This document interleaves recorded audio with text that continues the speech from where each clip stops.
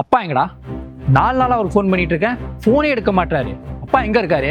டேய் இப்போ நீ எதுக்கடா இங்கே வந்த? சொத்துக்காக தான் நான் அப்பா மேலே பாசம் இருக்குமே நடிச்சிட்டு இருக்க. ஆமாம், உனக்குலாம் எதுக்குடா சொத்து? ஒழுங்கா இங்கேருந்து கிளம்பிருங்க. டேய் மரியாதையா பேசு. இப்ப மாமா இங்க இருக்காரான்னு சொல்ல முடியுமா முடியாதா? அவர்லாம் இருக்க வேண்டிய இடத்துல பத்திரமா இருக்காரு. தேவையில்லாம வந்து என்கிட்ட சண்டை போட்டுட்டு இருக்காதீங்க. டேய் உனக்கெல்லாம் மனசாட்சியே இல்லையாடா? இவ்வளோ சொத்து வச்சு என்னடா பண்ண போற? அப்பாவுக்கு தெரிஞ்சா ரொம்ப தப்பாயிருந்தா. இதை தான் அப்பா அக்ரிமெண்ட் சைன் போட்டிருக்காரு பாரு. டேய் அப்பாலாம் அப்படி பண்ணியிருக்க மாட்டாரு. அப்பா எங்க இருக்காரு? இப்போ நான் அவரை பார்க்கணும். அப்பா அப்பா இங்கே பாரு, அப்பாலாம் ஒன்றும் வரமாட்டாரு. ஒழுங்கா இங்கேருந்து கிளம்புற வேலையை பாருங்க. அனாவசியம் வந்து கத்திட்டு இருக்காதீங்க. நான் கழுத்து பிடிச்சி சொல்லி தருவேன். இன்னொரு வாட்டி சொல்லிட்டுலாம் இருக்க மாட்டேன்.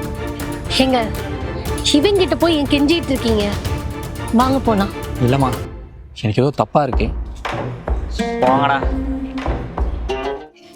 ஷான், அவரை பார்க்க மாமா மாதிரி இல்ல. ஆமா மலர், அப்பா தான். அப்பா. மாமா ஷான், மலர், அப்பா நீங்க எங்கப்பா இங்க? என்னப்பா கார்ல தொடச்சிட்டு இருக்கீங்க? ஷான், உன் தம்பி சொத்துக்கு ஆசைப்பட்டு அக்ரிமெண்ட்டில் சைன் போட வச்சு என்னை வீட்டை விட்டு வெளியில் அனுப்பிச்சிட்டாப்பா. மாமா நீங்க ஒன்றும் கவலைப்படாதீங்க. அதான் நாங்க இருக்கோம்ல. இனிமேல் நீங்க எங்க கூட வீட்டில் இருங்க. நாங்க உங்களை பார்த்துக்கிறோம். விடுங்கப்பா, இனி அவங்க கூட இருந்து எதுக்குப்பா கஷ்டப்படணும்? நீங்க எங்க வீட்டுக்கு வந்துருங்கப்பா, நாங்க உங்களை நல்லா பாத்துக்கிறோம். ஏங்க முதல்ல உங்க தம்பியை நான் என்ன பண்றேன்னு மட்டும் பாருங்க. இப்பவே அவன் வீட்டுக்கு போலாம். அவன் வீட்டுக்கு போய் அவனை பார்த்து 4 வார்த்தை நறுக்குன்னு நான் கேட்கல, எனக்கு நிம்மதியாவே இருக்காது. என்னடா நினைச்சிட்டு இருக்க? மாமாவை இந்த நிலைமைக்கு விடுறதுக்கு உனக்கு எப்படி நான் மனசு வந்துச்சு? இதெல்லாம் எதுக்காக பண்ண? சொத்துக்காக தானே? சீ, ஏப்பா இப்படி பண்ணல? உன் அண்ணனை வளர்த்த மாதிரி தானேப்பா உடனே வளர்த்த. உனக்கு என்னப்பா குறை வச்ச? பதில் சொல்றா, கேக்குறாருல. எனக்கு நீ சொத்து கொடுக்காது கூட பிரச்சனைடா. அப்பாவை போய் எனக்கு ரொம்ப பயமா இருக்குப்பா. என்னை ஏப்பா இப்படி பண்ணல?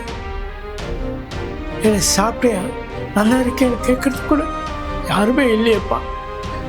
இனிமேல் மாமாவை நாங்க பாத்துக்கிறோம். இந்த வீடு சொத்து எல்லாத்தையும் நீயே வச்சுக்கோ. மாமாவை என் சொந்த அப்பா மாதிரி பார்த்துப்பேன். உனக்கு சொந்தத்தை விட சொத்து தான் முக்கியமா போச்சுல. மணி, என் சொந்த பையனை என்னை வீட்டை விட்டு வெளியே அனுப்பிட்டாமா.